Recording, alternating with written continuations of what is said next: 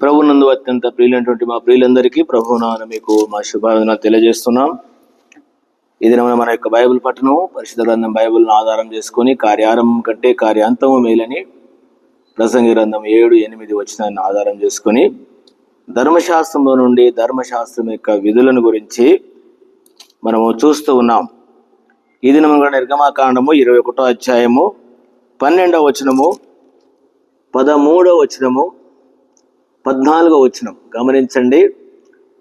12వ వచనం, నరుని చావగొట్టిన వానికి నిశ్చయముగా మరణశిక్ష విధింపవలను, అయితే వాడు చంపవలనని పొంచి ఉండకయే దైవికముగా వాని చేత ఆ హత్య జరిగిన యెడల వాడు పారిపోగల ఒక స్థలమును నీకు నిర్ణయించదను. గమనించండి, అయితే ఒకడు తన పొరుగువాన్ని దౌర్జన్యముగా వచ్చి కపటముగా చంపిన యెడల వాడు నా బలిపీఠములను ఆశ్రయించినను వాని లాగివేసి చంపవలను. గమనించండి, 3 వచనాలలో ఉంటే ఇక విషయము కొన్ని విషయాలు తలచుదాం.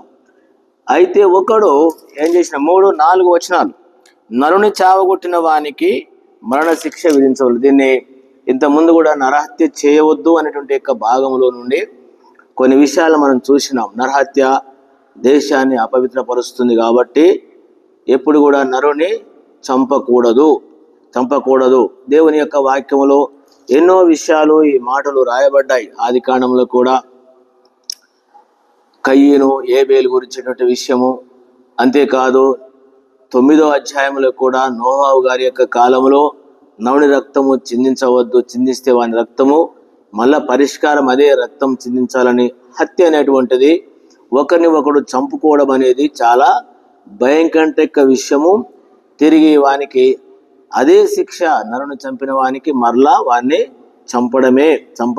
అందుకనే ఒక విషయాన్ని అందుకనే దేవుని బిడ్డలుగా ఇది ఆత్మీయంగా మనం కూడా ఎరగవలసిన, నరుని చావగొట్టిన వానికి నిశ్చయముగా మరణశిక్ష, దానికి అదే పరిష్కారము, లేకపోతే ప్రాయశ్చిత్తం అనుకోవాల్సిందే.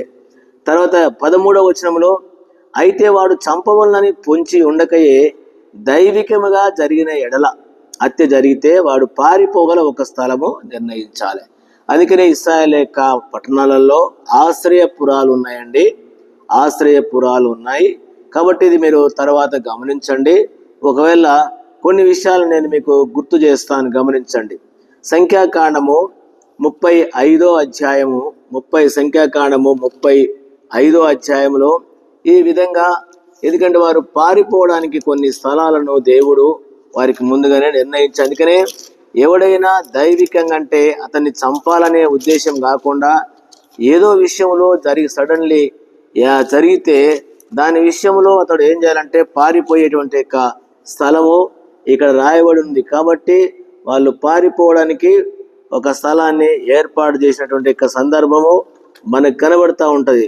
35:9 నుండి, మరియు యెహోవా మోషేకి ఇలాగ సెలవిచ్చెను, నీవు ఇశ్రాయేలుతో ఇట్లనము, మీరు యోర్దాను దాటి కనాను దేశములకు వెళ్ళిన తర్వాత ఆశ్రయపురములుగా ఉండుటకు మీరు పురములను ఏర్పరచుకొను. పొరపాటున ఒకరిని చంపిన వాడు వాటిలోనికి పారిపోవచ్చును.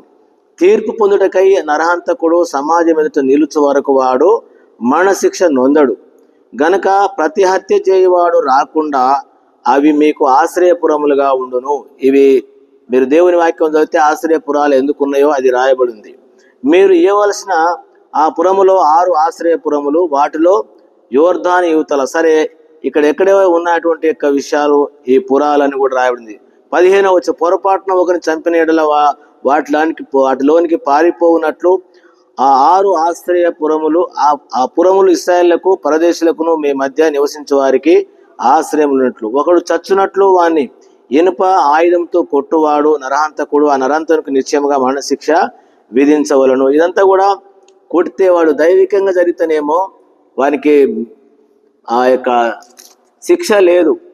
వారు పరిష్కరించిన తర్వాత వానికి ఏం జరుగుతుందంటే వానికి కొంత మేలు జరుగుతుంది. యాజకుడు ఉండేంత వరకు వాడు అక్కడ ఉండవచ్చు. ఒకవేళ లేదు, అతడు కావలసి ఉండే చేసినట్లయితే ఆ హత్యకు తిరిగి వాళ్ళందరూ కూడా ఏం చేయాలంట, ద్వితీయోపదేశకాండం 15వ అధ్యాయంలో కూడా ఈ విధంగా మోషే గారి ద్వారా దేవుడు అది కూడా మోషే గారే చెప్పినాడు. ఇక్కడ కూడా కొన్ని విషయాలు మనం గమనిద్దాం. 19వ అధ్యాయము, ద్వితీయోపదేశ కాండము 19వ అధ్యాయంలో గమనించండి. 19 రెండవ వచనం, నీవు స్వాధీనపరచుకున్నట్లు నీ దేవుడైన యెహోవా నీకు ఇచ్చిన దేశంలో 3 పురములను వేరుపరచవలను. ప్రతి నరహంతకుడు పారిపోవునట్లుగా నీవు స్వాధీనపరచుకున్నట్టు నీ దేవుడైన యెహోవా నీకు ఇచ్చిన దేశము యొక్క సరిహద్దుల్లో పురములను 3 భాగములుగా చేయవలను. పారిపోయి బ్రతకగల నరహంతకుని గూర్చిన పద్ధతి ఏదనగా, ఒకడు అంతకు ముందు తన పొరుగువాని యందు పగబట్టక పొరపాటున వాని చంపిన ఎడల, అనగా ఒకడు చెట్టు నరుకుట వలనను తన పొరుగువానితో కూడా అడవికి పోయి చెట్టు నరుకుట వలన తన చేతిలోని గొడ్డలి దెబ్బ వేసినప్పుడు గొడ్డలి పీడి ఊడి వాని పొరుగువానికి తగిలిన చనిపోయిన ఎడల వాడు అంతకు ముందు తన పొరుగువాని యందు పగబట్టలేదు. ఇవన్నీ కూడా కాబట్టి వానికి మరణశిక్ష విధి లేదు. అయితే హత్య విషయంలోనూ ప్రతి హత్య చేయు వాని మనసు కోపము మండుచుండగా మార్గము దూరమైనందున వాడు నరహంతకుని తరిమి వాన్ని కలుసుకుని వాన్ని చావగొట్టకుండానట్లు ఆ నరహంతకుడు పారిపోయి ఆ స్థలములో ఒకదాని యందు చొచ్చి బ్రతుకును. అందుచేత 3 పురములు ఏర్పరచుకునే వల్ల నేను నీకు ఆజ్ఞాపిస్తున్నాను. మరియు నీ దేవుడైన యెహోవా నీ పితరులతో ప్రమాణం చేసినట్టు నీ సరిహద్దులను. కాబట్టి గమనించవలసి, నీవు నిశ్చయంగా మార్గం నడుచుటే మార్గం. ఇదంతా కూడా 10వ వచనంలో, ప్రాణము తీసిన దోషము నీ మీద మోపకున్నట్టు నీ దేవుడైన యెహోవా నీకు స్వాస్థ్యంగా ఇచ్చున్న దేశంలో నిర్దోషి యొక్క ప్రాణము తీయకూడదు. తన పొరుగువాని యందు పగబట్టి వాని కోసరము పొంచి ఉండి వాని మీద పడి చచ్చునట్టు కొట్టి ఆ పురముల్లో ఒకదానికి పారిపోయిన ఎడల వాని ఊరి పెద్దలు మనుషులను పంపి అక్కడ నుండి వానిని రప్పించి వాని చంపుటకై హత్య విషయంలో ప్రతి హత్య చేయు వాని చేతికి వాని అప్పగింపబలను. వాని కటాక్షింపకూడదు. నీకు మేలు కలుగునట్లు ఇశ్రాయేళ్ల మధ్య నుండి నిర్దోషి ప్రాణ విషయమై దోషము పరిహరింపవలను. కాబట్టి ఏం చేయాలట? పరిహరించాలా. అందుకొరకనే అతడు చేసినాడా చేయలేదనేటువంటి విషయం ఈ దినములలో ఈ మాటని గమనించి, ఒకవేళ గనుక నీ సహోదరుని విషయంలో నీవు పగబట్టకుండా ఉండి ఏదో విషయం జరిగితే అతనికి శిక్ష లేదు. ఒకవేళ కావలసి ఉండి గనక నీవు నీ సహోదరుని మీద పగబట్టి అతన్ని గనక నీవు హాని చేస్తే, కీడు చేస్తే తప్పకుండా నీకు శిక్ష ఉన్నది. దీని విషయంలో నేను కొన్ని విషయాలు మీకు గుర్తు చేయాలని తలస్తూ ఉన్నాను. దేవుని బిడ్డలారా, కొంతమంది పగబట్టుకొని చంపిన వాళ్ళు ఉన్నారు. ఈ విషయాల్లో మనం గమనిస్తే, ఒకటి, దేవుడు అతడు చేసిన దుర్మార్గతను బట్టి కూడా చంపినటువంటి వాళ్ళు ఉన్నారు. మీరు చూడండి, దావీదు గారి యొక్క విషయంలో ఒక మాట చూస్తాను. మొదటి సమూయేలు గ్రంథము 24వ అధ్యాయము 4 నుండి ఉంటుంది. పొంచి ఉండంట. సౌలు దావీదును చంపడానికి రకరకాలుగా విధాలుగా పొంచి ఉండి వచ్చినాడు. వాస్తవంగా దావీదును చంపాలని ఎన్నోసార్లు ప్రయత్నం చేసినాడు. పొంచి ఉన్నాడు, రకరకాల విధాలుగా వచ్చినాడు. దగ్గర పిలుచుకున్నాడు, ఏదో చేయాలనుకొని తనకు మేలు చేసేవాళ్ళలాగా ఈట ఇస్తున్నాడు. ఇట్లాంటి ఎన్నో చేసినాడు. దేవుడు తప్పించినాడు అనుకోండి. కానీ వాస్తవంగా అతనికి ఏ శిక్ష పడాలా? అందుకనే దేవుడు అతన్ని శిక్షించినాడు సౌలు విషయంలో. అంతేకాదు, దోయేకు చెప్పినటువంటి విషయాన్ని విని పరిష్కరించకుండా అది సత్యమా కాదా అని ఎరగకుండా 80 మంది యాజకులను చంపించినాడు. దీన్ని బట్టి ఏం రావాలా? అదే దావీదు గారు ఏం చేసినాడంటే, సౌలు దొరికినాడు, తన దుర్మార్గతను బట్టి దొరికినాడు. కానీ దావీదు ఏం చేయలేదు. ఈ అధ్యాయం చదువుకోండి మీరు. దావీదు సౌలుని చంపలేదు. దావీదు దేవుని బట్టి విడిచిపెట్టేసినాడు. అందుకనే దావీదు విషయంలో దేవుడు ఎంత కృప చూపినాడో మనకు తెలుసు. కాబట్టి దేవుని బిడ్డలారా, మన సహోదరుని మీద వాడు దుర్మార్గుడైనా కూడా వానికి ఏం చేయలేదంటే దావీదు గారు శిక్షించలేదు, తీర్పు చేయలేదు. దేవుడే అప్పగించినాడు. దేవుని యొక్క విషయంలో అది జరిగినటువంటి విషయం. కాబట్టి గమనించవలసిన విషయం ఏంటంటే, ఒకటి, నీ పొరుగు వాని మీద కక్ష బట్టి వాడిని మనం హాని చేయకూడదు. ఈ దినాలలో ఈ విషయాన్ని మనం ఒకవేళ కనుక దైవికంగా గమనిస్తే, మన పొరుగు వారి మీద మన సహోదరుల మీద ఎంత కక్ష సాధింపు చేస్తున్నాము, మన మాటల ద్వారా కావచ్చు, మన జీవితాల ద్వారా కావచ్చు, మన యొక్క విధానాన్ని బట్టి ఎంతమంది ఆత్మీయంగా హత్య చేయబడుతున్నారు. కాబట్టి హత్య చేసిన వానికి ఏముంటుంది? హత్యనే. కాబట్టి ఇది ఆత్మీయంగా ఎరిగి ఇతడు పగబట్టకనేనంట ఏం చేసినాడట గమనించండి. ఏం చేసినాడట? దౌర్జన్యంగా చంపినట్లా. అయితే వాడు చంపవల్లని పొంచి ఉండక దైవికంగా హత్య జరిగిన వాడు పగబట్టుకోలేదు. ఈ రోజుల్లో మనం ఎంత పగలు పెట్టుకుంటున్నాం సంఘాల్లో ఉండేటి వాళ్ళు, ఒకరి మీద ఒకరికి ఎంత పగ, ద్వేషం. కాబట్టి మనకి ఏముందండి? ఇక్కడ చెప్పాడు, బలిపీఠం పట్టుకున్నా కూడా ఏం లేదంట.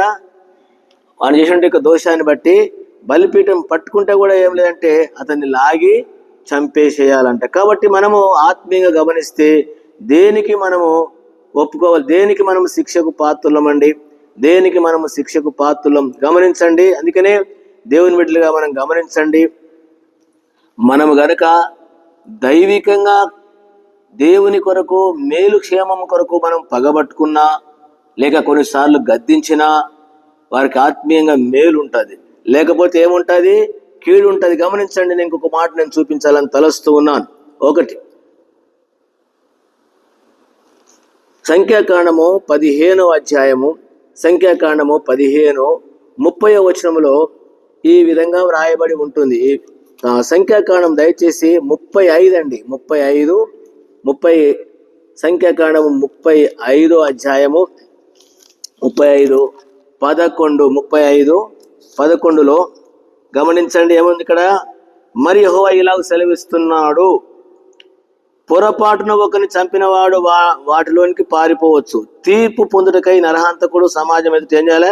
నిలిచేవాడు శిక్షను పొందాడు. కాబట్టి పొరపాటున జరిగితే ఏమి లేదు, ఆశ్రయపురానికి వెళ్ళాలి. లేదనుకుంటే ఏం చేయాలా? అని చంపాలా. శిక్షకు శిక్షే. నేను దీని గురించి చాలా వచ్చాను, కానీ నూతన నిబంధనలో ఒక విషయం నేను మీకు గుర్తు చేయాలని తలస్తూ ఉన్నాను. దానికి ఇంకోటి, మనము ఇంతకుముందు చదివినటువంటి 11 హెబ్రీ పత్రిక 10వ అధ్యాయం, హెబ్రీ పత్రిక 10 గమనించండి. ఇది చాలా ప్రాముఖ్యమైన విషయము. నూతనమైనటువంటి గ్రంథములో దేవుని దాసుని ద్వారా చెప్పినటువంటి విషయం. 10వ అధ్యాయం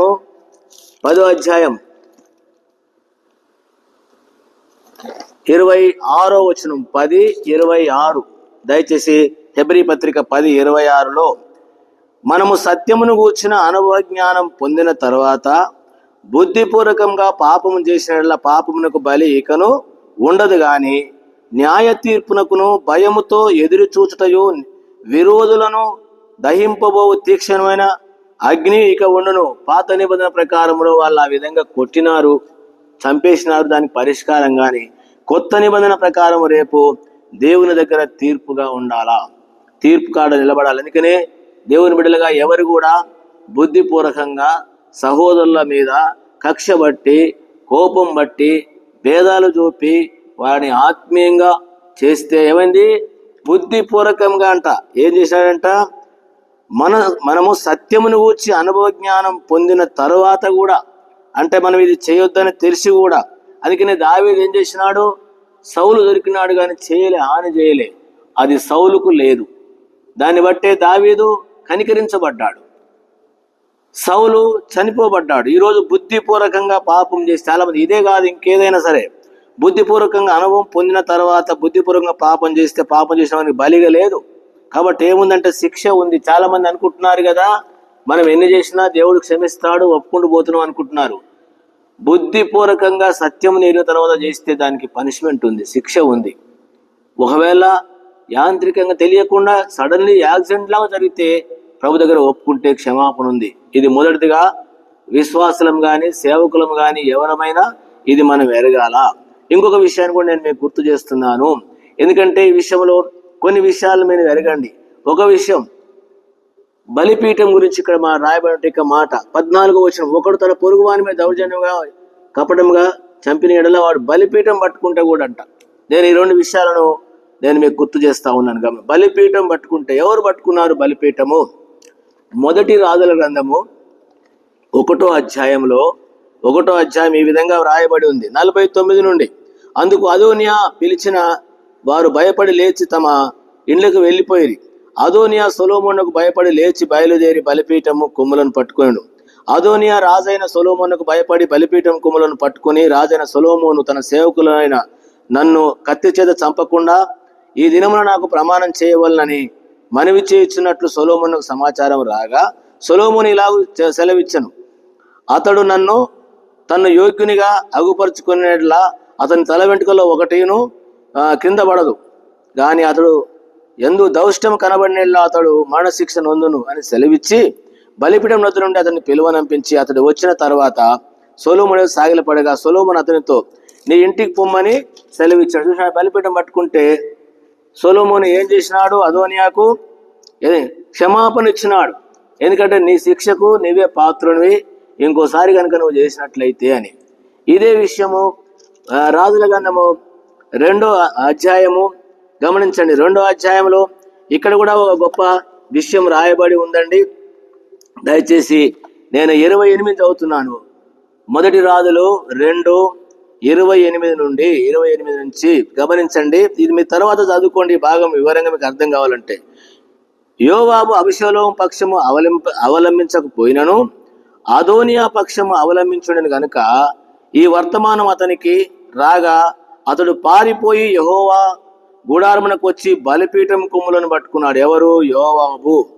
దీని గురించి పరిష్కారం జరిగిన సంగతి ఏంటంటే, బలిపీఠం యోవాబు పారిపోయి యెహోవా గుడారమునకు వచ్చి బలిపీఠం వద్ద ఉన్నాడన్న సంగతి రాజునకు సొలొమోనుకు వినబడగా, సొలొమోను యెహోయాదా కుమారుడైన బెనయాని పిలిపించి నీవు వెళ్ళి వాని మీద పడుమని ఆజ్ఞ ఇచ్చినందున బెనయా యెహోవా గుడారమునకు వచ్చి రాజు నిన్ను బయటికి రమ్మని సెలవిచ్చినని యోవాబుతో చెప్పిన. అతడు అది కాదు, నేను ఇక్కడనే చచ్చుతున్నానగా బెనయా తిరిగి రాజు వద్దకు వచ్చి యోవాబు తనతో చెప్పిన మాట రాజును తెలియజేశాను. అందుకతడు రాజు ఇట్లనను, అతడు నీతో చెప్పినట్లుగా చేయము. అతడు దారపోసిన నిరపరాధుల రక్తమును నా మట్టుకును నా తండ్రి కుటుంబీకుల మట్టుకును పరిహారం చేయటకై అతన్ని చంపి పాతి పెట్టుము. ఏం చేసినాడట? 32వ వచనము, నేరు కుమారుడును ఇశ్రాయేలు వారి సమూహముకు అధిపతి అయిన అబ్నేరును, ఎతేరు కుమారుడైన యూదా వారి సేనాధిపతి అయిన ఆమాషాను తనకంటే నీతిమంతులకు యోగులకు ఈ ఇద్దరు మనుషుల మీద పడి యోవాబు తన తండ్రి అయిన దావీదును ఎరగకుండా కత్తి చేత వారిని చంపివేశను గనుక అతడు దారపోసిన రక్తమును యెహోవా అతని తల మీదకే రప్పించును.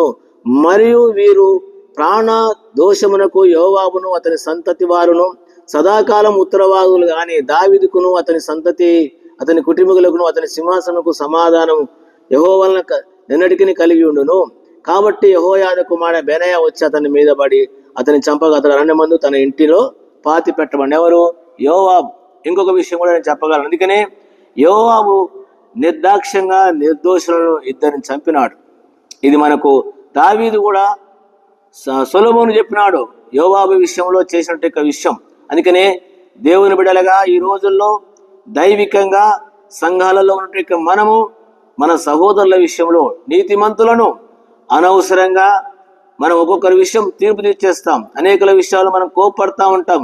నీకు తెలియదు, నీ స్వార్థం కొరకు ఈ యోవాబులాగా నాకు అధికారం ఉన్నదని, నాకు ఆధిక్యతలు ఉన్నాయి, రాజు మా చేతిలో ఉన్నాను కనుక ఎవరైనా ఇలాంటి చేస్తే యోవాబులాగా ఇలాంటి శిక్షకు రేపు దేవుని దగ్గర మనము ఇప్పుడు జరగకపోవచ్చు కానీ దేవుని దగ్గర తీక్షమంటే హెబ్రీ పత్రిక 10:26లో మనం చదువుకున్నట్లుగా శిక్షకు మనం రావాల్సి ఉంటుంది.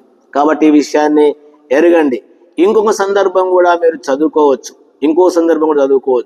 2వ రాజుల గ్రంథము 11వ అధ్యాయంలో అతల్య అనేటువంటి స్త్రీ ఉంది.